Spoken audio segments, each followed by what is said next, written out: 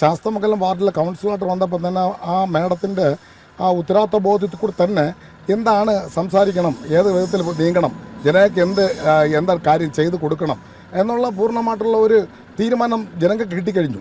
അപ്പോൾ ജനങ്ങളിൽ നേരിട്ട് തന്നെ അവരുടെ കൈവിരലുകൾ എങ്ങനെയാണ് ഏത് വിധത്തിൽ ആർക്ക് വോട്ട് ചെയ്യണമെന്നും ജനങ്ങളുടെ വിരലാണ് തീരുമാനം എടുക്കുന്നത്. അതിൽ ശ്രീലേഖ മേഡം തന്നെ വരണമെന്നാണ് എൻ്റെ ഒരു തീരുമാനം. എന്താണ് ചേട്ടാ, എങ്ങനെയുണ്ട് തെരഞ്ഞെടുപ്പ് ചൂട് എവിടെ വരെയായി? തെരഞ്ഞെടുപ്പ് സംബന്ധിച്ച് എല്ലാ മൊത്തം ജനങ്ങൾക്കും അതീവന ഒരു ആവേശം ഉൾക്കൊണ്ടുള്ള ഒരു ഇതാണ് തുടങ്ങിയിട്ടുള്ളത് ഇപ്പോഴും.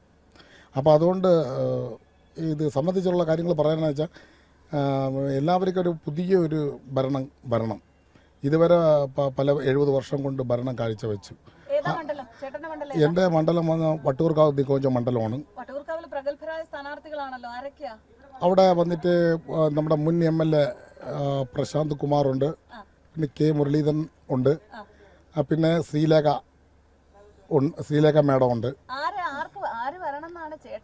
പുതിയൊരു മാറ്റം എന്തായാലും ഇവർ രണ്ടുപേരെയും നമ്മൾ നോക്കിക്കഴിഞ്ഞു. കഴിഞ്ഞ ഇലക്ഷനിലെ രണ്ടുപേരും ആ നിയോജക മണ്ഡലത്തിൽ ഇതുവരെയായിട്ട് പുതിയതായിട്ട് ഒരു കാര്യം ചെയ്തിട്ടില്ല.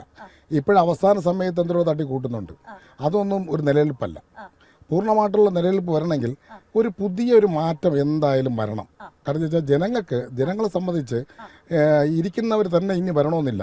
പുതിയ ഒരാളും കൂടി വരട്ടെ. പുതിയ ആൾ വന്ന ശേഷമാണ് അവിടുത്തെ കാഴ്ചപ്പാട് ജനങ്ങൾക്ക് നേരിട്ട് എന്താണ് കിട്ടാനുള്ളത് അത് കൃത്യമായിട്ട് ജനങ്ങളുടെ കയ്യിൽ കിട്ടണം. അതിൽ ജനങ്ങളുടെ പ്രശ്നങ്ങൾ എന്താണെന്ന് നോക്കിയിട്ട് അവിടെ എത്തണം.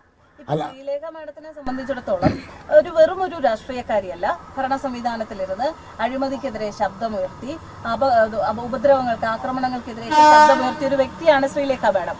അപ്പോൾ ശ്രീലേഖ മാഡത്തിന് ഇവരെ രണ്ടുപേരും വെച്ച് നോക്കുമ്പോൾ സാധ്യത കൂടുതലാണ്. പൂർണ്ണമായിട്ടും മേഡത്തെ സംബന്ധിച്ച് ഇപ്പം തന്നെ വെറും ഒരു ശാസ്തമംഗലം വാർഡിലെ കൗൺസിലറായിട്ട് വന്നപ്പോൾ തന്നെ ആ മേഡത്തിൻ്റെ ആ ഉത്തരവാദിത്വ ബോധ്യത്തിൽ കൂടി തന്നെ എന്താണ് സംസാരിക്കണം, ഏത് വിധത്തിൽ നീങ്ങണം, ജനങ്ങൾക്ക് എന്താ കാര്യം ചെയ്ത് കൊടുക്കണം എന്നുള്ള പൂർണ്ണമായിട്ടുള്ള ഒരു തീരുമാനം ജനങ്ങൾക്ക് കിട്ടിക്കഴിഞ്ഞു. അപ്പോൾ ജനങ്ങളിൽ നേരിട്ട് തന്നെ അവരുടെ കൈവിരലുകൾ എങ്ങനെയാണ് ഏത് വിധത്തിൽ ആർക്ക് വോട്ട് ചെയ്യണമെന്നും ജനങ്ങളുടെ വിരലാണ് തീരുമാനം എടുക്കുന്നത്. അതിൽ ശ്രീലേഖ മേഡം തന്നെ വരണമെന്നാണ് എൻ്റെ ഒരു തീരുമാനം.